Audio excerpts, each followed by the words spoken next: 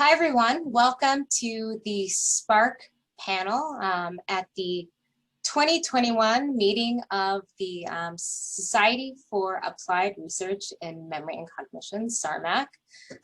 Hello to all my SARMAC people. I'm happy to have you all at joining the Spark panel. This is the first Spark panel at SARMAC, so hopefully this is going to be a partnership moving forward.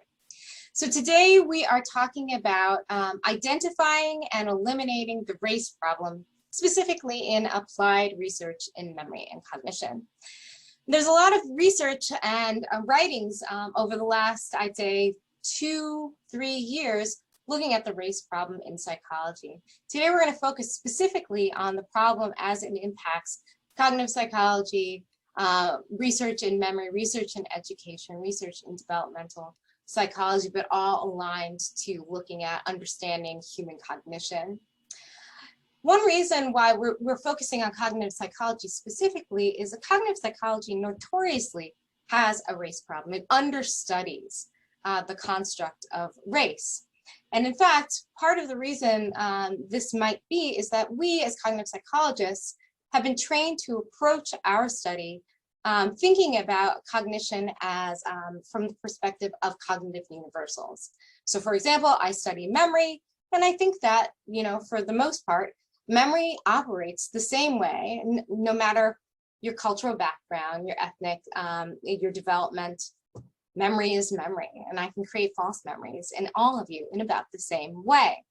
However, we have to start thinking potentially that human cognition might be better understood by considering diverse perspectives, by considering the diversity in our development, the diversity in our cultural heritage, in our language, and how that all impacts the way that we understand and make decisions about the world around us. The panel today is going to be talking about how we start to interrogate this concept of cognitive universals and think about more about cognitive diversities. We're also going to talk about factors that impact the study of human cognition, how we've come to study things from the perspective of cognitive universals, and why specific kinds of research topics that may have pointed us in other directions have been ignored. So we'll talk about those structural barriers as well. I'm joined today by a panel of researchers from a wide range of different perspectives. And I'm going to first introduce the panelists and then give them an opportunity to introduce themselves. I'm just going to start alphabetically with Clark Barrett, joining us from UCLA. Lauren Kendall Brooks, joining us from the University of Maryland. Nicole Buchanan, joining us from Michigan State. Karen Jean, joining us from the University of Georgia. Maxine McKinney de Royston, joining us from the University of Wisconsin. Richard Prather, joining us from the University of Maryland. And Melanie Chaparangi, joining us from Flinders in Australia. Okay, that's all I'm going to say as I direct the conversation with this exciting group of panelists. I'm going to turn it over to the panelists to give us just a brief introduction of who they are, what they do, why they're potentially serving on this particular panel today. And I'm going to start by going with the person who's farthest away from me in Boston, Massachusetts, Mel, who's all the way in Australia. Please take it away. Thanks, Ayanna. Tēnā koutou katoa. Hello, I'm Melanie Chaparangi. I'm a cognitive psychologist working at Flinders University in Adelaide, Australia. I study memory, especially traumatic memory. And I'm here today as a member of the SARMAC governing board. But I'm also here as an Indigenous woman from Aotearoa, New Zealand. Thanks for having me on the panel today. Thank you. We'll turn it over to Clark. Hi, everyone. I'm Clark Barrett. Thanks, Ayanna, for inviting me to be on this panel. I'm really excited to talk about this issue with all of you today. I'm an anthropologist working in cognitive science. So a lot of cognitive scientists may have forgotten that anthropology is one of the subdisciplines of cognitive science, and Rafael Nunez's recent paper on Whatever Happened to Cognitive Science, he points out the sort of empirical lack of, that it's kind of the most ignored field within cognitive science. But I've used methods from cognitive psychology and developmental psychology in my work. I've worked in indigenous communities, Shuar, Achuar, and Chivyar communities in Ecuador for the last 20 years, collaborating with communities there to do a variety of studies on everything from cooperation to the development of social norms in children, to recently work on morality, and also the concepts of knowledge, wisdom, and understanding. I've learned so much from working in these communities, and my recent work has really been trying to bring indigenous perspectives on what cognition is into the scientific framework of discussion about cognition, particularly in conceptualizations of knowledge, as well as the role of how we think about knowledge in the context of morality and social interaction. My current project is called the Geography of Philosophy Project. That is a collaboration between me and two philosophers, Edward Mashery and Steve Stitch, as well as 9 different research teams in 9 different countries around the world. So it's a multi-site project in many different languages that involves collaboration with people on the ground in those different countries, trying to understand similarity and diversity in the concepts of knowledge, wisdom, and understanding around the world. So that's a little bit about me. Thank you. I'll turn it over to Maxine. Hello, everyone. My name is Maxine McCain DeRoyston. I am a professor of curriculum instruction at the University of Wisconsin-Madison. And my research is really focused around the sociocultural and sociopolitical dimensions of learning and the implications of those dimensions for teaching. So I look at how we think about interactional and pedagogical characteristics of classrooms and how they impact students' learning opportunities and what they actually learn, as well as how they think about themselves. And so when I look at those pedagogical and interactional characteristics of classrooms, I'm thinking about how does that shape students' feelings about themselves racially, academically, and within particular disciplines such as math and science. Thank you. Nicole. Hello, thank you for having me here today. I'm very excited for the opportunity to be here and talking about these things. I come from Michigan State University, and I want to acknowledge that our land occupies the ancestral, traditional, and contemporary lands of the Anishinaabe, Three Fires Confederacy of the Ojibwe, Ottawa, and Potawatomi tribes. And I want to also note that as part of this land acknowledgement, this is also my commitment to holding my institution accountable for the past and contemporary harms. My name is Nicole Buchanan. I'm from Michigan State. My pronouns are she, her. And my research has largely looked at the intersections of how race and gender impact victimization experiences, not only what you might experience, such as racialized sexual harassment, but also what might be what you think of as your acceptable ranges of response, how that might interact with race and gender of perpetrators, how that might interact with cultural and community norms.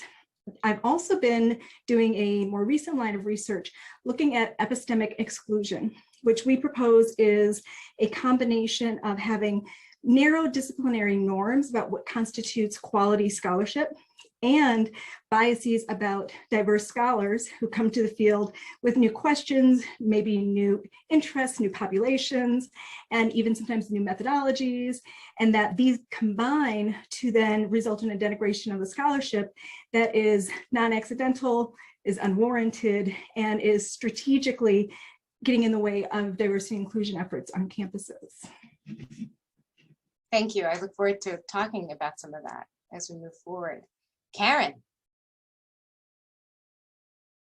Hello, everyone. My name is Karen Jean, and I'm excited to be on the panel here today. My research interests are in risk and protective factors that impact cognitive aging, and I'm interested in how social factors such as racism, lack of access to different resources, quality of education, how sort of this lack of access and these social factors help to explain some of the health disparities, racial health disparities that we see in cognitive aging. Thank you. Lauren. Hi, my name is Lauren Kendall Brooks, and I am a postdoc at the University of Maryland. I like to think that I have a very interdisciplinary approach to scholarship, spanning cognitive developmental and health psychology through a culturally sensitive lens. That's like a big thing that I very much focus on is cultural sensitivity.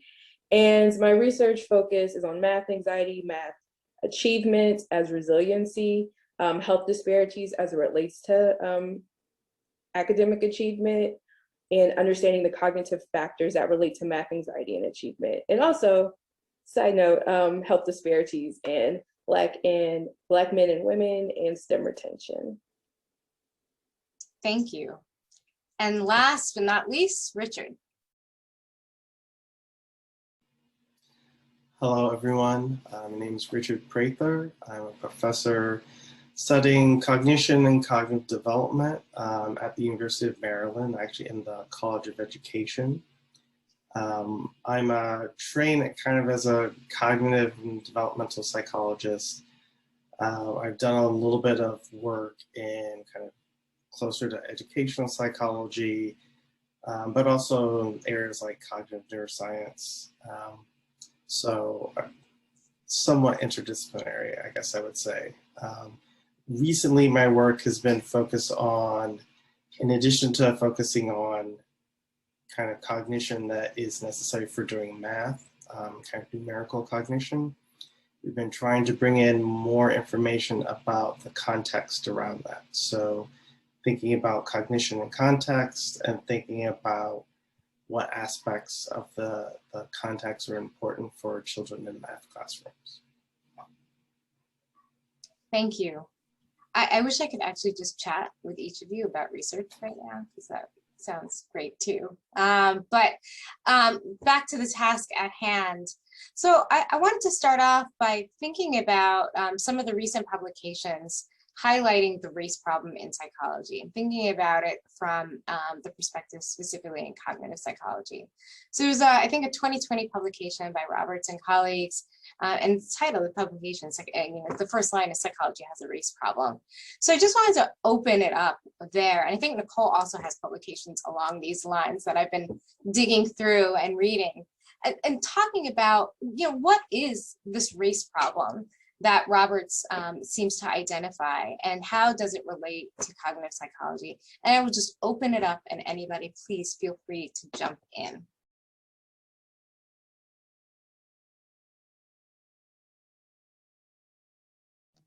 Well, I can start. I can say that the field of psychology is profoundly problematic when it comes to issues of race. And although there are often fields that will like to take credit that they're doing it better than other fields of psychology, it's only a marginal improvement. I come from a background in clinical and community psychology. Community psychology usually is doing better than most, but I think we have a profound problem in psychology. And part of that comes from our inherently racist roots that have gone unquestioned and undiscussed, as well as our perpetuation of practices that continue to send the message that only the most mainstream weird psychologists are allowed in this group, in the field, or welcomed in the field. Maybe that's a better way of saying it. And that, and we replicate it throughout every single one of our processes. We center whiteness, and we center it to a point where we actually are extremely exclusionary from others who look different and others who do different work. I'd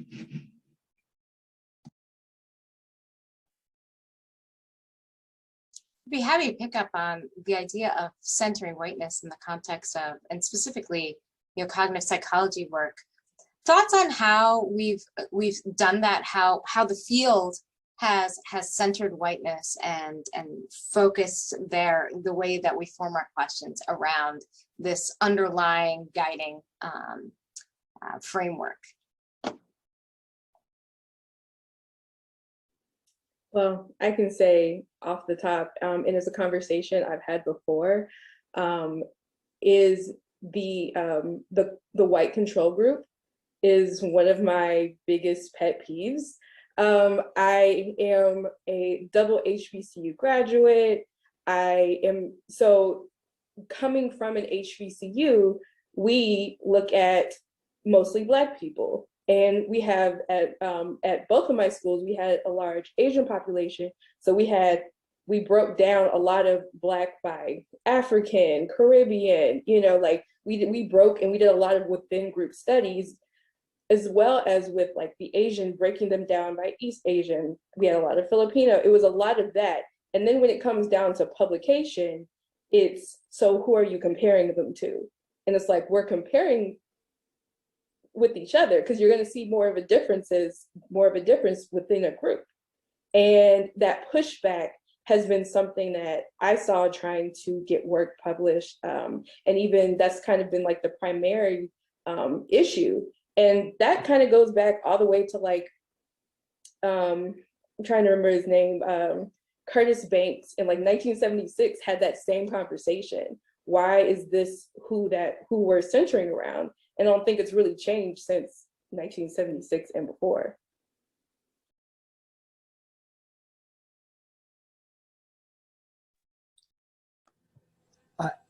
Can I just add, so I completely agree with Lauren's perspective, and I actually published 2 papers recently, one in Trends in Cognitive Science and then one in Evolution and Human Behavior, with empirical surveys of research. In the TICS paper, it was cross-cultural research. So already the N of studies I was looking at, all of them were cross-cultural comparisons. And that still the modal research subject participant in those studies was from the United States, and there were a white research participant from the United States or Europe, or more broadly, somewhere in the global north. And then compare, when these are cross-country or sort of cross-society comparisons, it's always a comparison almost of people from majority cultures in the global north with, people from somewhere else. And you can see it empirically. And I think a lot of people in my area, in sort of the empirical side of cross-cultural anthropology, feel like the weird paper that Nicole was mentioning by Henrik and et al. Somehow, I mean, that fixed this problem in some way. But the thing is that you still see this unmarked category of white people as the main research participant. And you can find this in so many ways in terms of, I imagine we'll talk about it later, things like when you don't have a marked category in the title of your paper, you're talking about white people. In the EHB paper, which wasn't all cross-cultural, I actually found, I think it was something like 80% of the papers published in this journal, Evolution and Human Behavior, which is a kind of evolutionary psychology journal, which, that field tries to be tries to include diversity as part of what they're trying to do. 80% of the papers use what I call generic samples, which means you could not tell who the people were who were participating in the study, either from the title or the abstract. And sometimes you had to go all the way into sometimes even in the methods, you couldn't tell. It just said this was done at the University of Michigan and that's it. And you can assume, I think, that that those generic categories mean essentially that the participants were white, generally college students and so on, or M-Turkers now. Somebody mentioned M-Turk and prolific, that those are really common.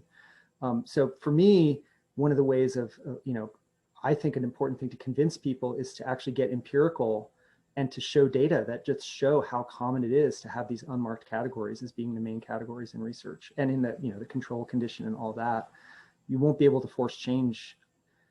I think it's sad that we need data to force change, but I think that it is a tactic to show in that after that EHB paper came out, now that journal requires you to, I'm not taking exclusive credit for this, but they did change their policy and made it so that you have to say who the research participants are in the title and the abstract, which SRC did Child Development did long ago.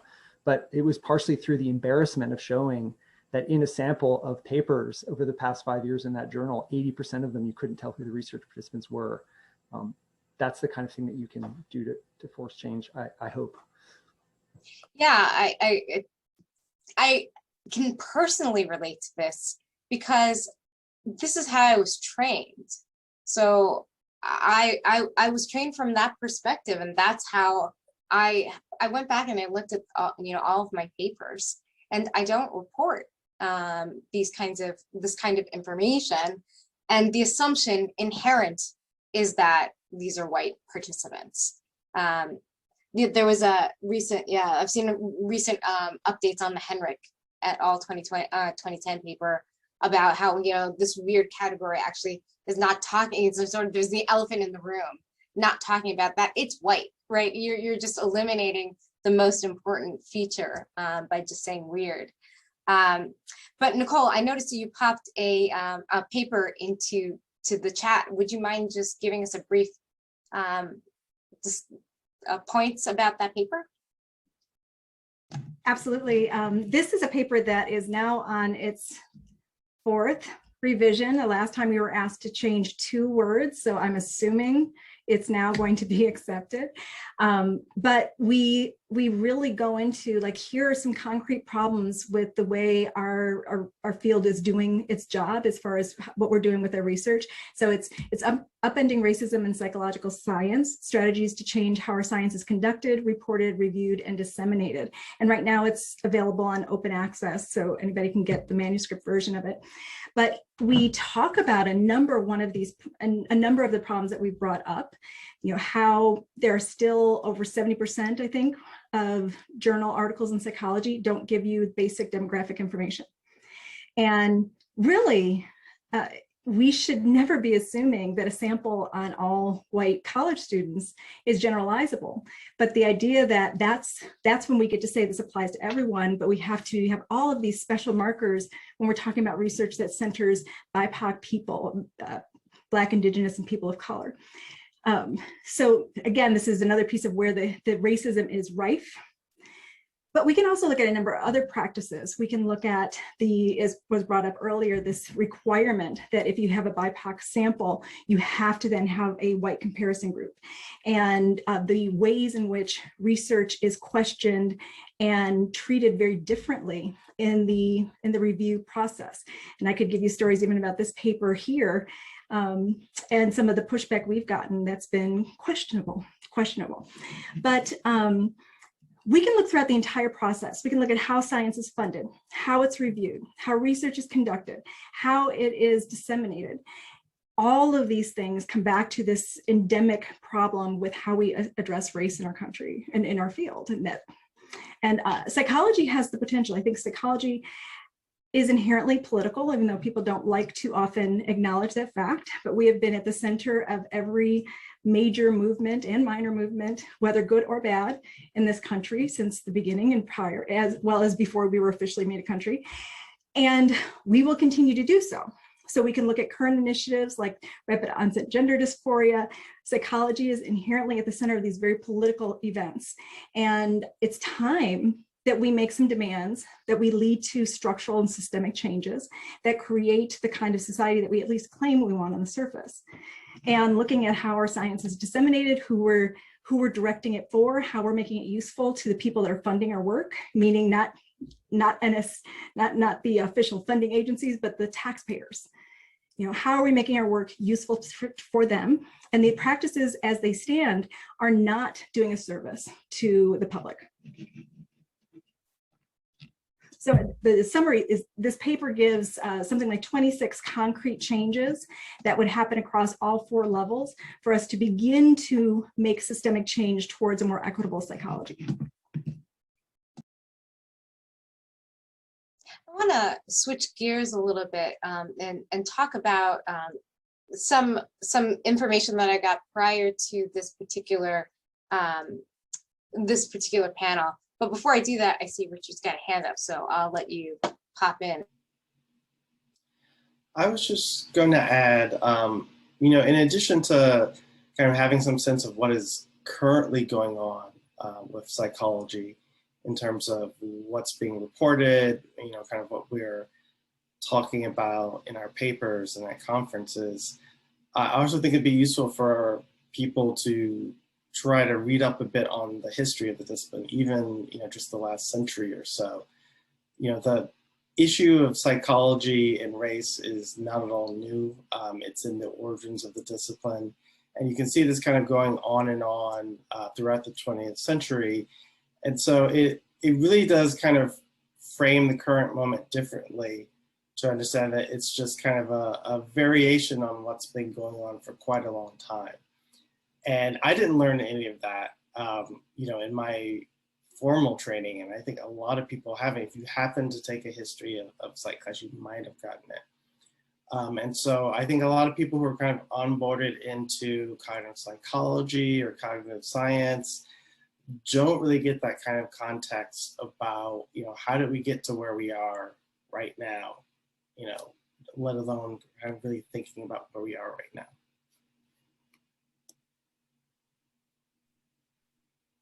I think from that point actually really nicely segues to the kinds of things I wanted to move into, and the survey responses that we did get prior to this panel.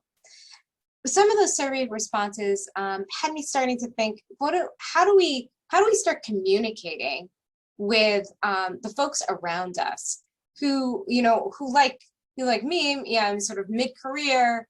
I have been trained in a particular perspective to think about cognition from a particular lens, and also without the sort of benefit of having the education to think about the history of psychology, except for what I've done on my own, right? So, sorry about that. So I'm wondering how we start to communicate with those folks around in our departments, in our society, in our professional societies, and working sort of from like a grassroots perspective to start to change the perspective. I completely agree that structural change is needed. And Nicole, I have read that paper many times, actually. Glad it was open access. And I really like those recommendations. They're clear, they're concrete, and you can take those steps. But also, I think that, you know, a lot happens when, you know, the grassroots effort really does align with the structural change. So I would love to hear some thoughts on how we communicate with our colleagues moving forward to convince them that these things are critical for us to rethink the way that we've been doing our science.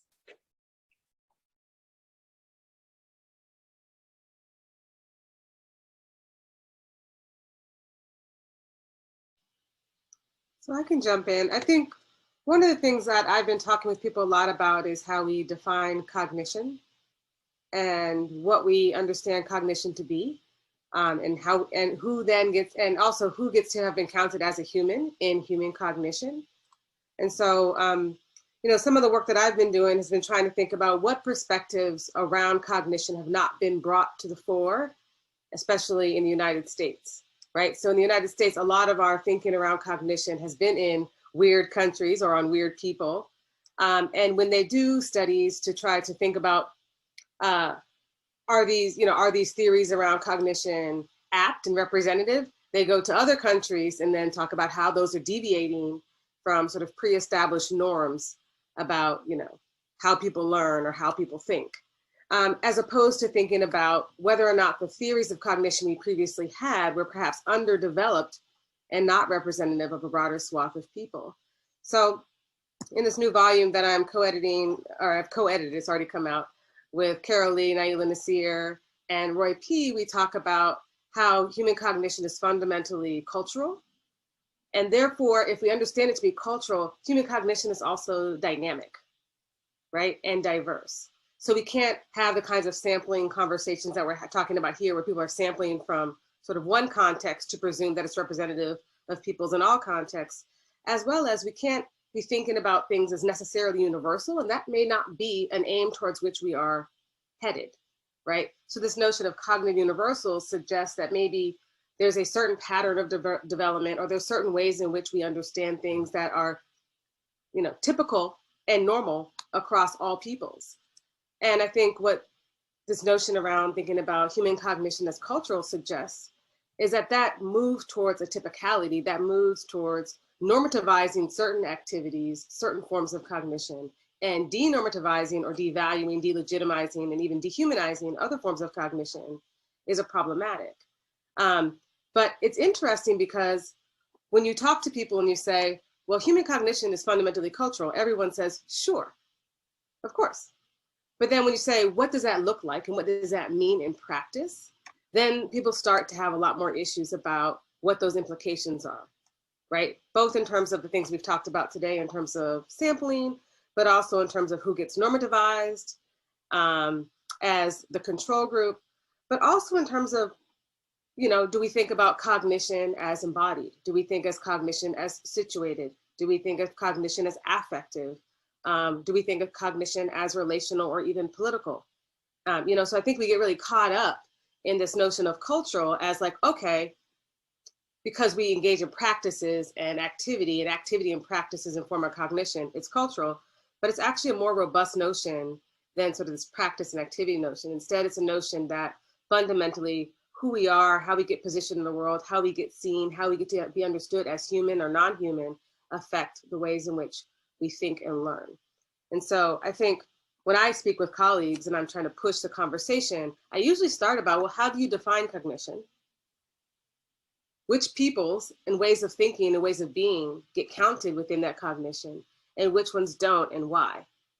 And that tends to bring up a lot of uncomfortable conversations when people start to begin to realize that they haven't been reporting who they've been talking about, or they haven't actually defined cognition, but have presumed that because Piaget said it, or Vygotsky said it, or somebody else said it, that is necessarily true. And I should say, I always find the use of Piaget very, very interesting. Not because he wasn't brilliant, but because he studied his two children, primarily, right? Two white children of someone who had multiple PhDs before the time they were 30, as the normative for how we think about the development of children, seems about the weirdest thing I can think of. Well, I think, you know, I love that last point, because you can look back at the early classic cognitive psychology articles, and you find these kinds of problems and biases, right? You find that Ebbinghaus, for example, who all memory researchers are very familiar with his epic work, he was his own subject. And we base our whole ways about in which we go about studying cognition, memory specifically, on his paradigms.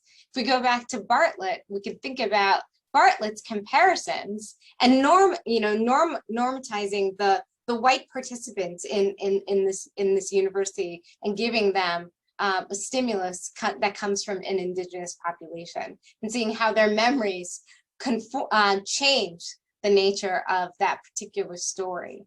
I mean, it's a great demonstration of how memory changes as a function of cultural context, but he doesn't frame it as such. So super cool points that you made, Maxine. Richard, I saw that you had, you put a paper in the chat, so I'd love for you to chat about that. And Clark, I saw you just popped a hand up, so maybe after. I guess I was kind of trapped. So yeah, I just want to agree with everything that was said there. And I've actually been trying to formulate my own thoughts, kind of, you know, somewhat similar to that. And during the last year, so I actually read the paper that we were talking about, the Roberts paper earlier. And I've been talking with people about it over Zoom, you know, giving Zoom talks different places, and found that talking about this with people in terms of, say, you know, cognition is cultural, it's dependent on development, you know, it's very dynamic. Largely people kind of nod their head and say, sure, that's, you know, that's absolutely true. But then it's kind of like, so then what? Like, what next? And, you know, I don't always have, you know, the best answer for what's next.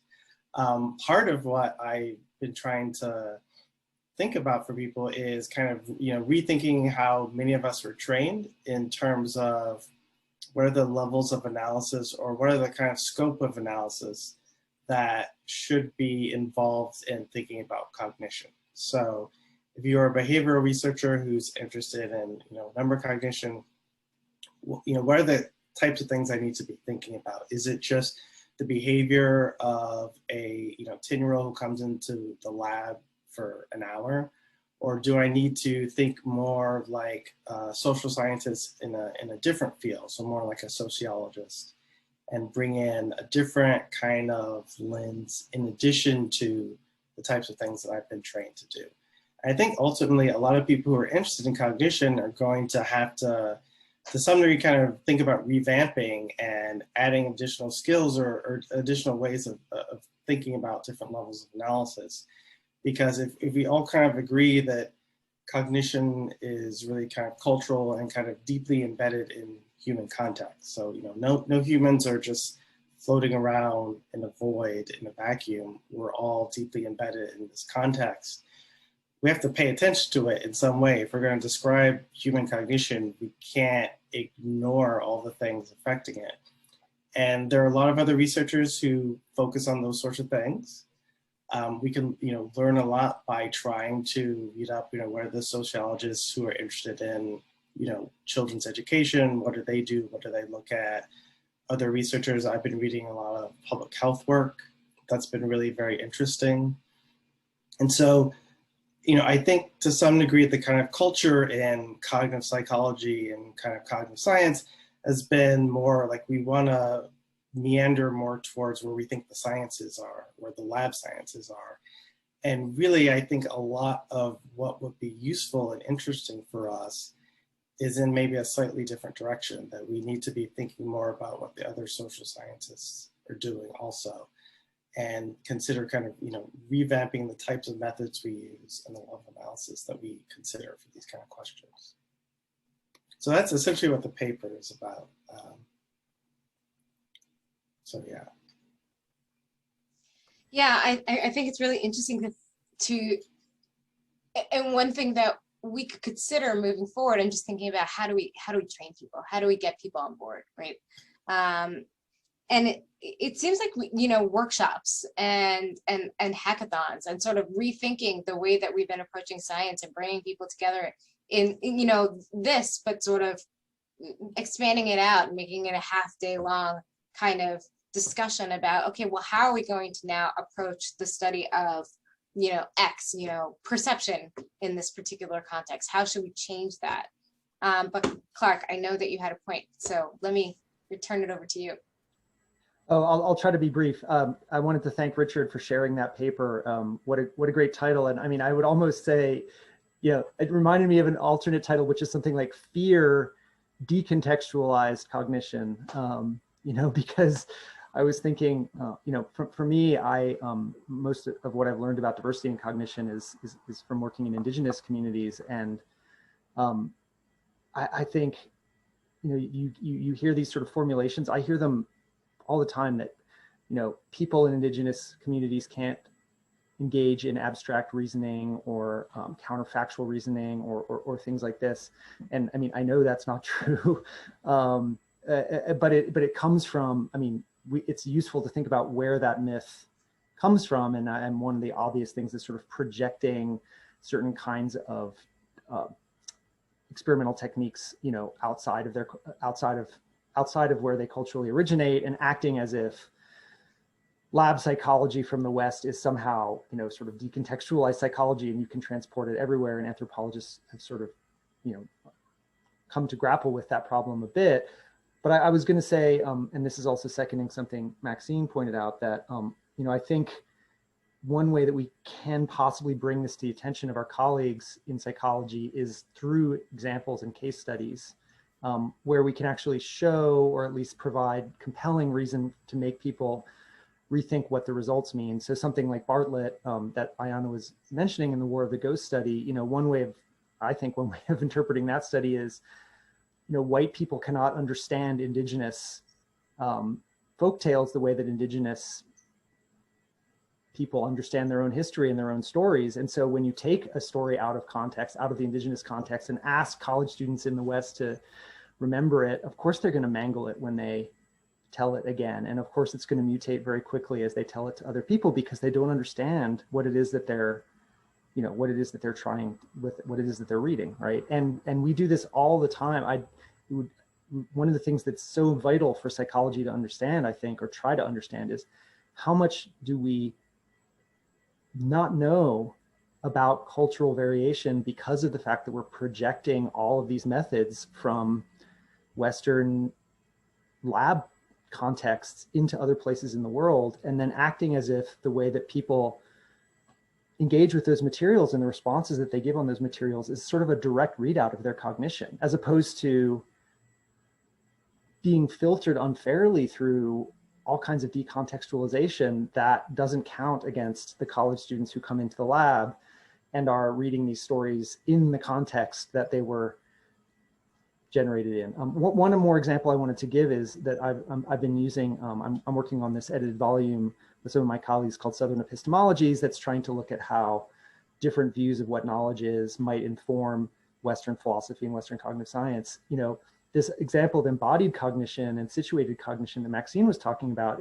I find it really funny if you go back in history and realize that when you ask indigenous people what knowledge is, that's the first thing that they say. The first thing that indigenous people where I work say is, if you ask them what knowledge is, they say, well, it's when you do something and you know what you're doing. It's practice, you know, knowledge is revealed through practice. And it's funny that I use this example in this piece where Gilbert Ryle, a very famous philosopher of mind, in something like, I can't remember what year it was, 1940 or something, gave this address to the Philosophical Society of London on knowing how versus knowing that. And it was because he had to explain to these Western philosophers that not all knowledge is knowing that P, right? Because we have this sort of in philosophy, the way you describe knowledge is like attitudes towards a proposition. You know, the sun rises in the east. I know that the sun rises in the east. That's how knowledge is explained representationally, right, in Western philosophy. And in where I work, no indigenous person would say that the majority of your knowledge is like that, right? And I think it seems to me that, I mean, you all are psychologists and I'm not, but that psychology is coming around to that embodied cognition position. But that's late, right? I mean, that's only in the last couple decades that this has become appreciated as a position that maybe the majority of cognition is like this. And if we had only listened to people from non-Western contexts before, you know, that progress in psychology could have been made, you know, decades earlier or a century earlier if it had been, you know, someone from one of these communities instead of Piaget or Vygotsky who started psychology. So I think those are the kinds of examples that if we can bring them into psychology, we may help to convince people that it's biased towards particular perspectives. Absolutely. And if I can link that back to the earlier question, this is part of how you talk to your colleagues and get change. You know, pointing out the price they are paying for maintaining this privileged status that then actually makes their work less relevant and misinformed, which I would hope they would be somewhat embarrassed about and be motivated to make changes around. Now, of course, many things get in the way of that, but this is a critical first step. They have to see that there is a price they are paying. I was going to say something very similar. I'm sorry. Okay. Did you want to go? Yeah, I'll go ahead and jump in. I was just going to kind of echo that. And along with that, like, not only sort of sharing with colleagues and that kind of thing, but also incentivizing those who have been already doing that work, and then putting sort of things in place on sort of like, I guess, a structural level, whether it's a department or sort of journal, sort of the review process that sort of decentivizes, or there's some type of negative kind of response to those who aren't sort of considering those types of things. And because if people are still sort of able to publish, still able to do research, still able to get grant funding, and not getting the population that they said that they were going to include in their study, and still able to receive all of the benefits that they've been receiving for decades, then, you know, although individuals might listen to their colleagues, and there are individuals who might realize that there is bias, but for those who don't and continue on, there has to be some type of way to kind of filter those individuals out. Yeah, I was going to speak back to the same question of like, what's good science? And I feel like, you know, I do this exercise in my classes sometimes where we read a qualitative paper and we read a quantitative paper, and we look at the level of the claim and we look at the kinds of methods that have to be reported. And I do have a bias. I'm a qualitative researcher, though I use sometimes quantitative methods. And what I noticed is that in the qualitative papers, we have to bend over backwards to say, believe anything we say. I've, you know this in anthropology, Clark. I've, you know, worked with these people for 20 years. Trust me. And then there's somebody who goes and does a study with, you know, 500 undergraduates at one institution in the Midwest that's predominantly white for 20 minutes, and everybody's like, well, that's a powerful sample. And it's like, that's really an interesting bias for what is something that we can claim. And so I think for me, the good science comes in where, when we look at what the unit of analysis, what the level of analysis and the level of the claim, there is an over exaggeration of the level of claims that can be made, given who's being sampled, given the kinds of theories that are being used, but yet those are taken up wholeheartedly in a lot of our fields as good work. Whereas other work, which is often smaller samples, right, is often maybe in a non-traditional or a non-normative context, is seen as work that is less rigorous. And it's largely because it's not engaging in the kinds of normativizing of certain populations or certain ways of thinking that are happening in other studies, which I think says a lot about us as researchers and what we value and what we kind of are thinking our work is trying to move towards. Is our work trying to move towards unquestioned universals, or is it trying to move towards complexifying what we know about human cognition and learning? And I think our work should be moving towards a better understanding of human cognition, right? And I don't think we've been doing that, right? I think that we've been doing everything sort of away from that, given the limitations that we put on ourselves. Melanie, were you gonna jump in? Picking up on that point about doing good science and like what we're trying to aim towards. As we've been talking, I feel like there are some interesting parallels to open science movement in terms of how things have been communicated and how we've brought people on board. Because, there was a time when, thinking about Ayanna earlier when you said I was just like trained to do science in this way and collect these white participants, etc. And I feel like there's a parallel in how we would do things before the open science movement happened that were also, you were just trained to, I don't know, drop a condition out of a study where the condition makes sense and not reporting all your measures.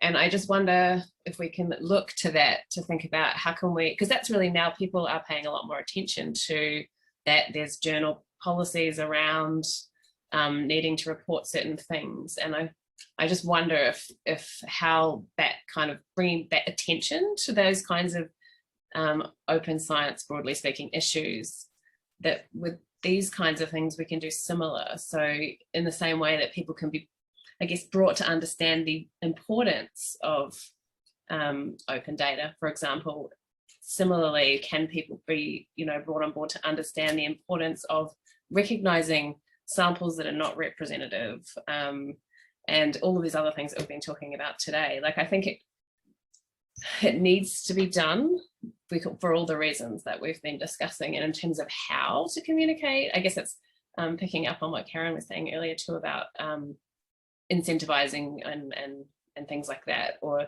bringing attention in some of the ways that the open science movement has kind of evolved, so that now I think our understanding about what is important in terms of how we, I guess, do our science and how we communicate it has changed.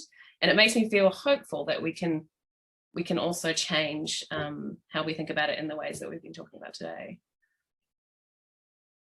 Yeah, I agree that there's a lot to be learned from what went on over the last few years in the context of the open science movement.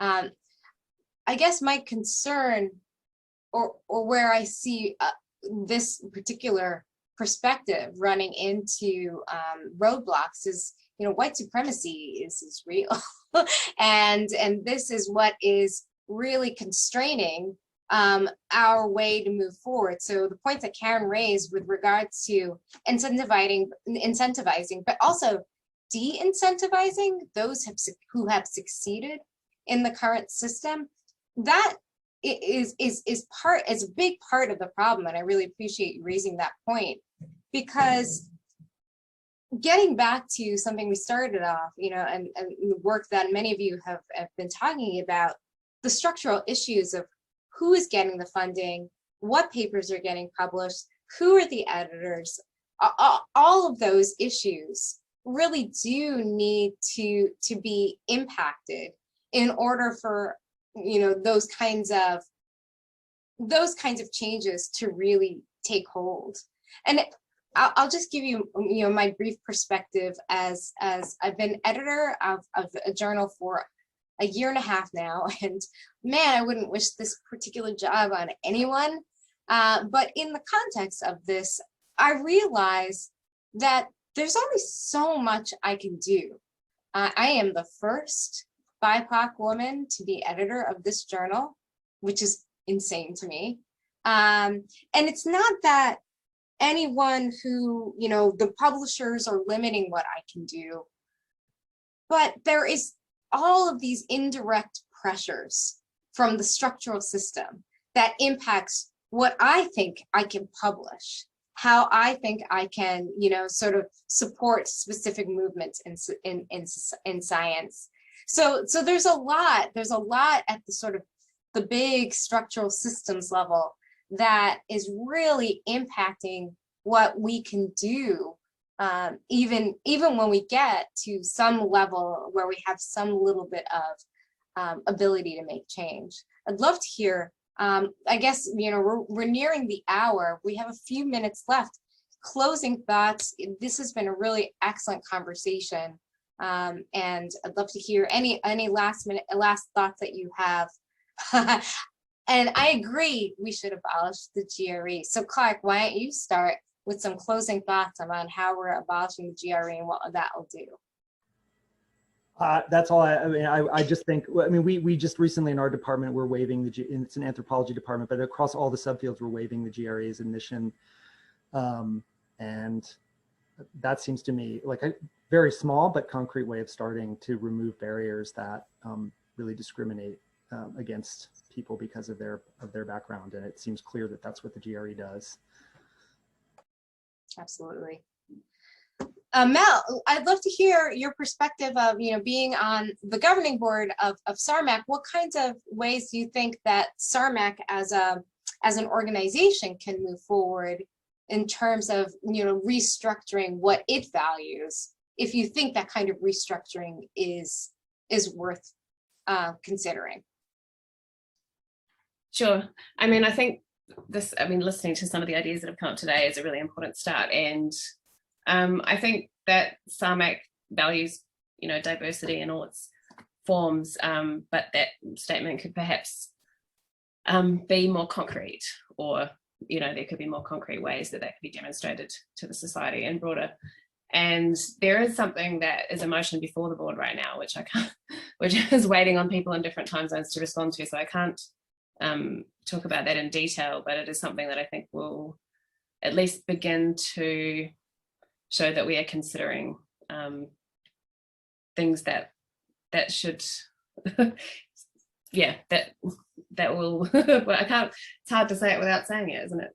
I think SARMAC is, does value all of these perspectives and certainly diversity. And I guess one thing I would say that I sometimes see is that I don't want to see the conversation be too US focused. I know absolutely there's a lot of research coming out of there, and absolutely there's particular historical roots in racism, but I want to make sure also that SARMAC is an international society, and that, some of the things we've been talking about today have been cross-cultural, absolutely cross-cultural and international, and I think SARMAC is going to keep that too at the front of any moves it makes. Is going to be underrepresentation, diversity across multiple domains, I guess, as well as race being one of the critical ones, though, of course. Thanks. Okay, last final thoughts from the rest of our panel. I'd love to hear from each of you. I don't want to call on anyone in particular, though, because I hate doing that to people.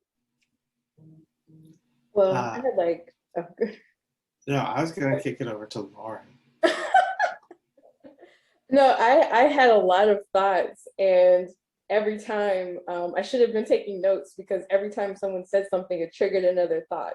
But I think that one of the things that I am realizing the more that I talk to people is the lack of humanities types of training that gets done. And when, you know, I took a lot, like was required for us to take, you know, like multicultural, you know, research methods. Like how do you work with a variety of people? And so when I hear that it's very common for people not to report, you know, certain demographics, my brain was not catching that, because I was like, what do you mean? That's just a part of it. And it also takes me back to like a running joke. Whenever we would go to conferences, we just make sure that we put Black in the title, because we knew we were going to get into the conference as long as we put Black in the title. And it's really wild to me that people don't really associate how, you know, we believe cognition to be race neutral, but it does get racialized, even when you think about how children think and how children learn code switching from a very young age. And that is a skill set that when you see it happen, it's really amazing that they're able to do that, you know, go to school, and then you hear them on the playground or with their family completely differently. And it doesn't matter really what type of environment that they're in, even school-wise, if they're in a predominantly, you know, homogenized place, or if they're in a more diverse place, the children still code switch differently. And also they're receiving so much information about the predominant culture while still learning their own culture and what that means and how to interpret the world through both of those eyes. And so I have just my brain too many places. This conversation could go on forever for me. But also I think that even if researchers better understood how their own biases impact how they interpret their research, I think that would be something that would be helpful, even if we could create something, you know, like the throwback, you know, like, what is it, the bitch test or something, you know, like we pulled that back from our memories and come up with something that shows people that not everybody is going to view something the same way. And even if your research is not saying what you wanted to say, or it's saying something different, like it still matters and it still has meaning. I have too many thoughts. That's where I'm gonna have to end. Lauren, all great thoughts. Well, we'll have to have you back on another panel to get more of your thoughts. Who's next? I'll jump in. I think just kind of a thought that I was thinking about was like how even in how we frame things in our understanding is essentially like how we have a race problem, but it's not necessarily a race problem, it's a racism problem. It's a problem with the system itself. So it's not that, so when you frame it in that manner, then we can start to think about how we can remove some of these barriers, these structural barriers. So like, well, it's easier to get, you know, the sample that's at the university. When we're thinking about it in the context of racism, well, what factors have led to the majority of this population being here, and why is it difficult for me to get participants from whatever background that I'm trying to include in my study? And so when we start to frame it as looking at the racism and all these other isms as a problem, I guess we're focusing on racism today, then I think that can help us better understand what we're actually targeting. So not necessarily considering like race as the issue that we're targeting, but more so racism. And that helps to highlight all these different biases and these problems that we've been having for centuries, rooted. Absolutely. Could I just add a small closing thought about, I said this at the beginning, but I think a strategy, the changes that need to be made are obviously structural and social and huge, but we can also make some smaller changes in ways that scientists will have a tough time arguing against. And I think one of those is transparency. So the fact that who's doing the research is invisible, essentially invisible in many ways. I mean, of course you have the author's name on the paper, right? But in an anthropological context, I would like to see, imagine when we do meta-analyses about research now, what can you glean from the paper in a meta-analysis? so some journals like we were talking about have forced authors to say who the research participants are. And so that could be a metadata tag that you could use, who the participants are. But there is no metadata tag, who is the researcher, right? I'd like to see a meta-analysis of how are research findings by white people different than research findings by Black people, for example. In order to do that, you need to be able to do some sort of, that needs to be clear in the paper. Who thought of the research, what theoretical background it came from. Also, who's actually in the lab interviewing the people. This is something in an anthropological context that's very important. If you're someone not from a community and you go into the community and you're asking people sensitive questions or any kinds of questions, the identity relationship between you and the person in the community is going to influence the data, but that is entirely invisible in some areas. I mean, in my area of anthropology, it's invisible. You could not tell if you wanted to go in and do a study about the effects of the researcher, participant relationship, identity relationship. You wouldn't be able to glean that. So I think we can argue to force those kinds of changes in the name of research transparency, because it would be hard for any empirical scientist to deny that these things should be invisible and unseeable to psychology researchers. That would be just one small thing you could do. Nicole, I'll turn it to you. Thank you.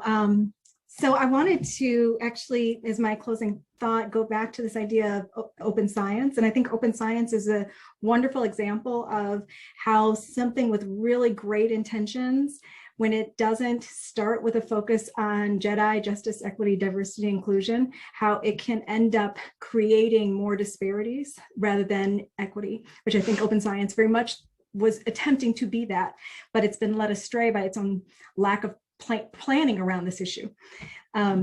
Because, and I'm a huge fan of open science. The paper that I was referencing earlier is available and downloaded already because of open science. So it's not that I think it's a bad idea, but I think we've uncritically allowed the idea that open science is great to go forward when it's actually something that can be really problematic for BIPOC scholars and those that are doing research that addresses BIPOC communities. Specifically, often the data we have collected has been hard fought, and the idea of making that open for other people to just pick from is, can be career altering. If we look at the costs for open science, incredibly expensive. And there are very few efforts to make it so there are ways to fund that. And my institution, as big as MSU is, they don't have anything that says we will help fund you making your articles open science. So if you don't have grants that do that, and the reality is that when you're doing this kind of work, you're unlikely to have grants or grants that are sufficient for you to have these kinds of expenses pulled from them. So we end up with open science being defined as the way you're doing good work and the way you're being a transparent scholar. But we are reifying once again this idea that now these kind of scholars are going to be diminished and looked upon with suspicion because their work is not going to open science. Their work, their data sets are not being published, or they are to the detriment of the career of that scholar. And so as much as I love open science as a concept, I'm very concerned about the practice as it has gone forward without any critical analysis of what are we doing to create an equitable open science process. And Moin Said is talked a lot about this concept. And so I encourage people to read some of what he's written around what are we doing with open science and what do we need to do to make it equitable. Thank you. Nicole, would you mind putting his that name in the chat? Richard, final thoughts. I guess the thing I will end on is kind of more of a suggestion for the individuals who may be thinking, I feel like we're going to have some people who will kind of feel like, they kind of get it and want to do something, they have no idea where to start. And I know that for me, well, one, you have to take kind of a long view. It's not going to be take a weekend and read a couple of papers and you'll figure it out. I feel like I've been, thinking about similar issues on and off since I started the field, which is, I guess, about 20 years ago. One thing I think is useful for other people, particularly if they are cognitive psychologists, if they're in a psych department and have gone through that kind of training, is to try to read more broadly and reach out to, they probably have colleagues at their university who do work that's behavioral in the social sciences. Maybe they're in the College of Education, maybe they're in public health. They're all kind of researchers who, they may not be asking the exact same questions that people who are really kind of like centered on cognition are asking, but there's a lot to learn about kind of almost like these kind of cultural differences across different fields. And I found that, myself going back and forth between kind of educational psychology and kind of developmental psychology, a lot of the really interesting differences are really kind of almost like cultural differences in kind of how we grew up in our fields, even though a lot of us are really trying to ask very similar questions. And so for people who are in psychology, who are trying to reevaluate a lot of what they've learned, thinking about trying to learn new things, a lot of this is being done one way or another in some other social science. And so trying to get out there and read some things that you wouldn't typically read that are not necessarily, it's not like I'm going to read this and that's what's the next, study is going to be. It's really just kind of more about kind of broadly edifying yourself about these sorts of things. That's the kind of steps that people need to start taking. Yeah, I completely agree. I've gained a lot by broadening my collaborations to folks in education and folks in occupational therapy to think about, the whole lifespan perspective. Maxine, you get the final thoughts. I was going to say, one of the things I think could be really useful is, in terms of thinking about the structural, is how we take a structural analysis of the work that we're doing, and how we think about structures, not just as systemic things that are abstract, that no one can change, but things that are perpetuated by individuals. So similar to what Richard was saying. So if we take seriously our role as knowledge producers and as educators, how does that inform the things that we do in our classrooms, how we engage in mentorship and advising of upcoming scholars, how we engage in our lab work, how we engage in our grants and who we bring in our grants. I mean, if you're writing a grant that has something to do with anti-racism and you have all white scholars, that should be a question for you about how that's going to work. If you're writing a paper or doing research on BIPOC communities and you don't have a BIPOC scholar among you and you couldn't find one, then that should be a question for you about who your intellectual community is and the kinds of disciplinary practices you're engaging in and who you're including in that discipline. And so I think really taking seriously our roles in society in the ways that we can be knowledge producers, but we can also be change agents in ways that seem very individuated, but that actually have implications for structural barriers that are big and small. And so really linking that macro to the micro in terms of the everyday and how that changes sort of the broader systemic picture. Well, on that note, I would like to bring this panel to a close. I'd like to thank all of the panelists for their insights and thoughts on this really complicated topic. We've covered a lot in the hour and 10 minutes that we discussed, and it was really exciting and interesting to have this conversation with you. And I really hope to get to do this again, maybe in the real world where we actually will meet and I see you at different conferences. My plan is to now start to go to conferences that you all go to, because you sound like you're doing some really interesting things that I need to be a part of. And as we are closing out, I wanted to put up the chat in this recording because there are a lot of really important citations. I'm also going to be sending the citations to the SARMAC so that they can distribute some of these citations to folks that would be interested. Again, thank you, everyone. Everyone at SARMAC, have a great conference, and I really enjoyed this conversation. Thank you all. If you are interested in learning more about how you might think about changing your approach to the study of cognition, I encourage you to read some of the resources that I have listed here. Many of the resources here have been discussed in the context of this conversation today. In addition, the Spark Society is always happy to provide additional resources. If you are interested, feel free to reach out. And if you're interested in becoming a member of the Spark Society, I will share with you our mission, which is to establish a society of cognitive scientists and psychologists of color that improves the visibility of its membership, creates mentorship opportunities for junior cognitive psychologists of color, and provides a venue for allies to help us achieve our goals. You can find us at www.sparksociety.org. Thank you.